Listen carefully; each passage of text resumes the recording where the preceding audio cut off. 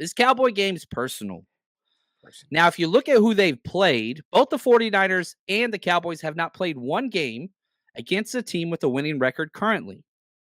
49ers opponents have been 6-10, Mm-hmm. Cowboys 4-12. So you could say, all right, a little bit different. If you look at the teams when they're not playing the 49ers or Cowboys, 49ers opponents are 6-6, so 500. Cowboys 3-9. If you look at common opponents, which we do have now, 49ers are 2-0 against the common opponents. Cowboys 1-1. Shout out to Pack49 on Twitter for some of those stats. I really appreciated that. Does it matter who they played with either of these two franchises? Where do you stand on this matchup going into this week?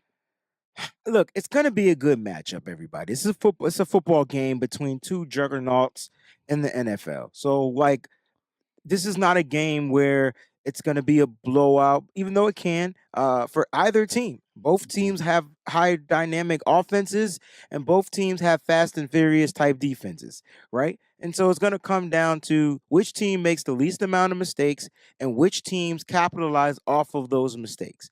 It's going to be that simple, right? I think the 49ers continue to play the style of defense that we've been seeing. And I think the 49ers continue to dial up the offense if need be.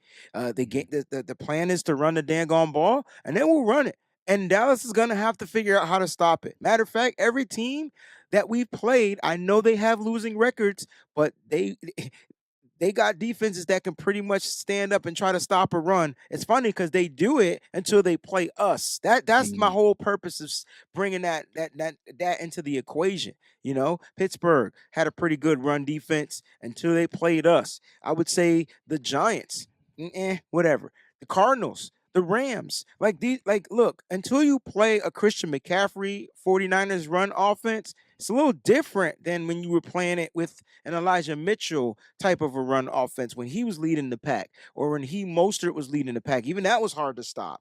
So it's going to be difficult to stop this run game. And if I am Kyle Shanahan, I'm watching what the Arizona Cardinals did. And yeah.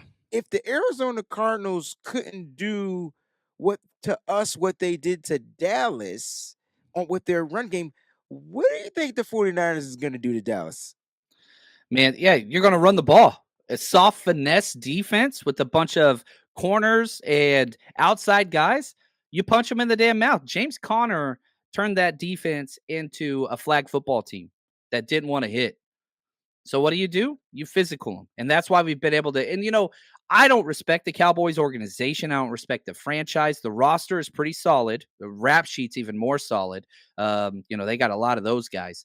But I don't know. Whenever I look at the Cowboys versus 49ers matchup, Dak doesn't show up well to pressure. And I'm not talking about pressure like people are rushing at him, Nick Bosa pressure. No, no, no. I'm talking about big time games at big time moments. And anytime those happen, Dak Prescott turns into Kirk damn Cousins and wets the bed every single time. There's a reason why Brock Purdy has the same amount of playoff wins as Dak does his entire career. Mhm. It's just soft. It's mentality. It's their coach. It's soft. It's mentality. It's their owner. It's soft. I want ticket sales. How do you sell ticket sales? Flash, not tough, hard nose, punch them in the mouth. That's not who they are. That's not who they are. And so that's why I'm always just like, you know what? Niners got this just out of physicality if you don't give them the game. Correct. Don't give them the game. You're better than they are. You're coached better. You have better players. Go do your thing. Diamond Dog Sports, thanks for the super chat. He says Purdy is the chosen one. Critics change the excuses every week. His stats are undeniable at this point. Numbers do not lie. Film doesn't lie either. Purdy's been exactly what we've needed. I think the thing that we're not talking about when it comes to Brock Purdy is his ability to adapt.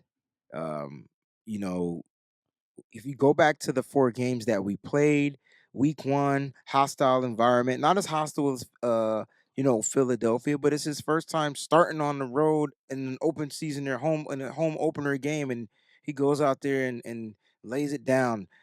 Week 2, still on the road. You go into Levi South. I don't think he ever played the Rams before. Guess what he did? Lay it down again. Then all of a sudden, they get home, right? They get home. They have to face on a Thursday night on a short week. It's like, not the first time he did a short week game, but my point is now you're preparing for these NFC East guys to come in here and try to, the NFC East used to be known for hard hitting and all that type of stuff. What did they do? They blitzed 85% of the time. He adapted, did that. He attempted throws down the field. Didn't work. Didn't connect, right?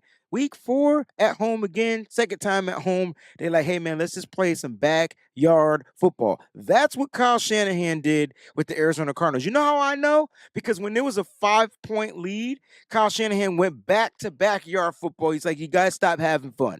Go back to having fun. Okay, coach. Whoop. Hey man, I want you to run this post out right here and go right there. We always used to be out there on the field. And Remember you're saying, covering, yo, you're don't coming let him up with the see hand you. or the ball. Like you always had that one guy. You know what I mean? Yes, yes. I love that, Wade.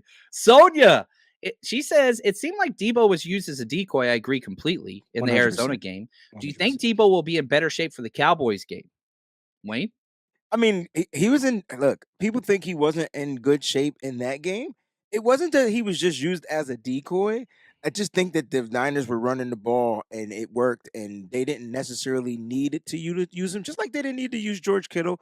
I do know Debo was dealing with the knee and the rib injury, but I think another week of rest and light practice for Debo Samuel, he's just only going to get healthier. I would pay more attention to the knee injury than the ribs, but Debo looked fine out there. He just didn't. He just wasn't used. So decoy for sure against the Cowboys. I highly doubt that he'll be a decoy. Matter of fact, he's 2-0 when he plays against the Cowboys. So decoy, nah, he's gonna want to be 3-0.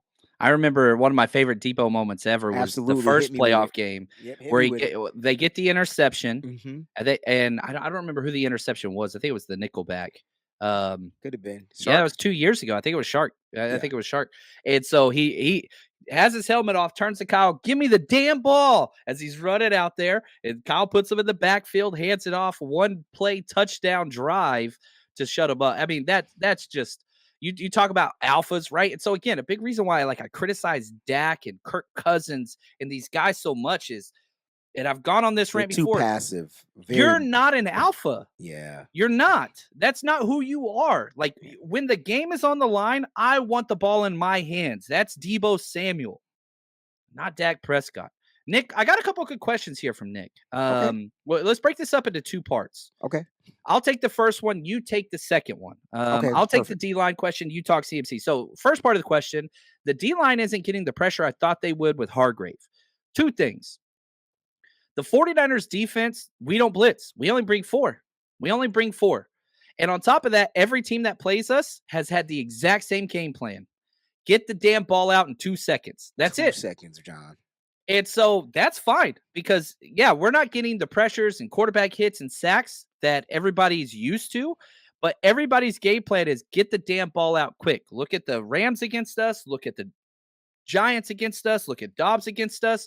Whatever their MO is going into the week against us, everybody changes it because of the respect they have for our D line. Now, does that show up in the stat sheet? No, it doesn't all the time. But if you look at the points allowed, that does show up. And so I would argue I'm really big on Wilkes and I'm really big on this defense. I think it's better than what we had last year, which is crazy to say.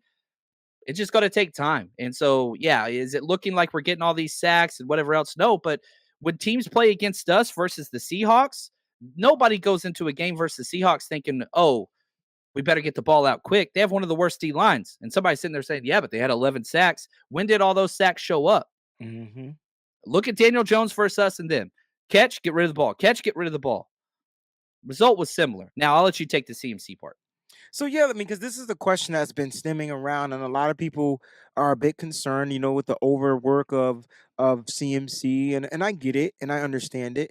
But look, maybe the first game, week 1, you questioned it, but week 2 was a lot closer than what I thought it should have been, and then week 3 they decided to bring in Elijah Mitchell against the Giants on a short week, and that game. it pulled itself apart. And then week 4 did the same thing, right? It was a 5-point game. I'm not taking him out in a 5-point game. You taking him out in a 5-point game? I'm not taking him out in a 5-point game.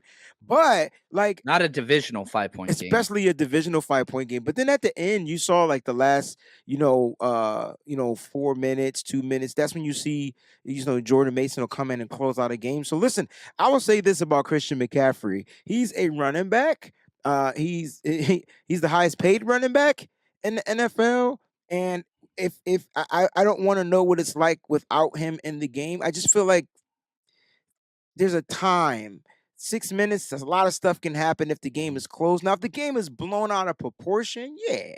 Like, you know what I mean? You got a 20 something points lead going into the fourth quarter. Maybe you take them out of play or 6. You know what I'm saying? But the moment Jordan Mason was out there the drive before. I know, and then they scored the 99-yard touchdown. Yeah, and then he's like, okay, let's put CMC back in. I mean, you have to, because that's the guy that controls the tempo of the offense.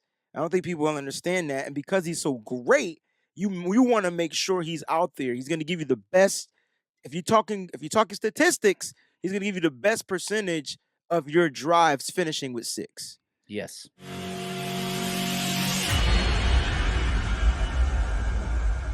The 49ers Rush Podcast.